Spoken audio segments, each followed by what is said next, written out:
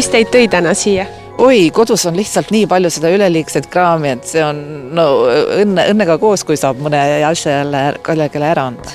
Palju kasumit teenida, asjadest lahti saada, et oleks ruumi kodus rohkem.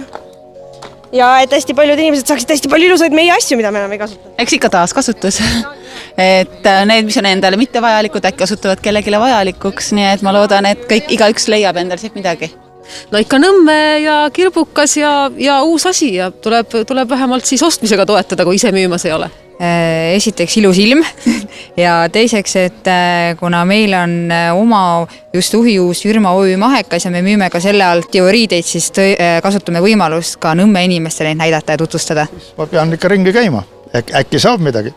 Kuidas teil esmased muljed on tänasest päevast? Ma arvan, et pole veel hoog sisse läinud, et aga inimesed tahavad harjumist ja tulla, et tore, et ette võetud siuke asi on. Tuulised ja rahvast on päris palju, üllatavalt. No päikest võiks rohkem olla, aga muidu väga positiivne. Et rahvast liigub, võiks veel rohkem tulla ja inimesed natuke rohkem julgust juurde ja läheb ilusti. See on niisugune mõnus koht ja kus siis Nõmme inimene ikka tead, käid turul ja käid siit läbi ja niisugune vahva värk. No ma arvan, see on igavesti lahe üritus, selles mõttes siuke kogukonna kokkusaamise kohaks, et Nõmme inimesi üldse ühendab siukene teistsugune vaim ja ma arvan, et see on üks väga tore uus kokkusaamise koht.